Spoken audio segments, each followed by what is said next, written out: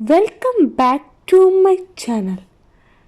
കേരളത്തിലെ പ്രമുഖ ക്രൈസ്തവ തീർത്ഥാടന കേന്ദ്രമായ മലയാറ്റൂർ മലയിലെ കാഴ്ചകളാണ് ഇന്നത്തെ വീഡിയോ.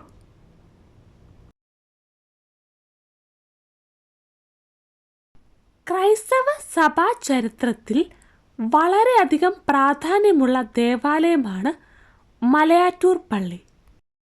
AD 52 ഭാരതത്തിലെത്തിയ തോമാസ് ലീഹ മലയാറ്റൂർ മലയിൽ വരികയും ദിവസങ്ങളോളം പ്രാർത്ഥനയിൽ മുഴുകിയിരിക്കുകയും ചെയ്തു എന്ന് വിശ്വസിക്കപ്പെടുന്നു.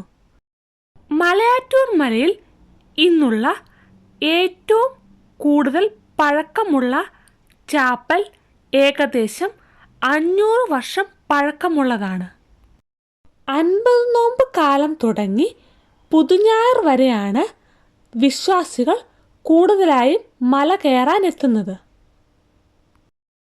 നേർച്ച നേർന്ന് ഭാരമേറിയ തടിക്കുരിശുകളുമായി മല കയറുന്ന ധാരാളം വിശ്വാസികളെ ഇവിടെ എത്തുമ്പോൾ നമുക്ക് കാണാൻ സാധിക്കും.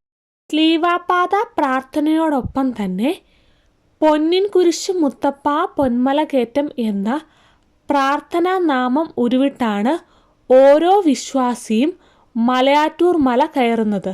ആന കുത്തിയ പള്ളി എന്നറിയപ്പെടുന്ന മലയാറ്റൂർ പഴയ പള്ളി AD 1595 സ്ഥാപിക്കപ്പെട്ടതാണ്. 1968 വരെ മലയാറ്റൂർ മല നിബിഡ വനമായിരുന്നു. അന്ന് ആനകൾ കുത്തിയ ഈ പള്ളിയുടെ പിൻഭാഗം സാരമായ നാശനഷ്ടങ്ങൾ വരുന്നെങ്കിലും പിന്നീട് കേടുപാടുകൾ നീക്കി. എങ്കിലും ആന കുത്തിയ ഭാഗം ഇന്നും അതുപോലെ സൂക്ഷിച്ചിരിക്കുന്നു. പഴയ പള്ളിയോട് ചേർന്നാണ് പുതിയ പള്ളി നിർമ്മിച്ചിരിക്കുന്നത്.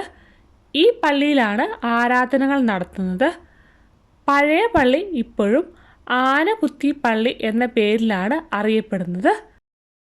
കത്തോലിക്ക സഭയിലെ അന്താരാഷ്ട്ര തീർത്ഥാടന കേന്ദ്രമാണ് മലയാറ്റൂർ മല.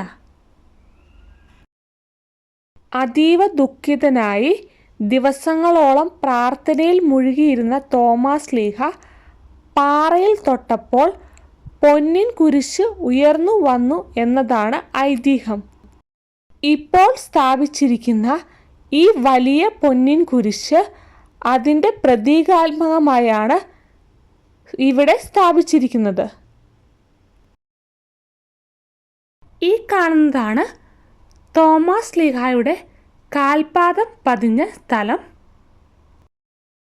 40-ാം വെള്ളി, ദുഃഖവെള്ളി, പുതുഞായർ എന്നീ ദിവസങ്ങളിൽ 10,000-കണക്കിന് വിശ്വാസികളാണ് മല കയറി തോമാസ് ലീഹായുടെ മാധ്യസ്ഥം തേടാൻ എത്തുന്നത്. മലയാറ്റൂർ മലമുകളിലെ കാഴ്ചകൾ ഇഷ്ടമായാൽ വീഡിയോ ലൈക്ക് ചെയ്യാനും ഷെയർ ചെയ്യാനും കമൻറ്റ് ചെയ്യാനും സബ്സ്ക്രൈബ് ചെയ്യാനും മറക്കരുത്. മറ്റൊരു വീഡിയോയുമായി കാണുന്നവരേക്കും ബൈ.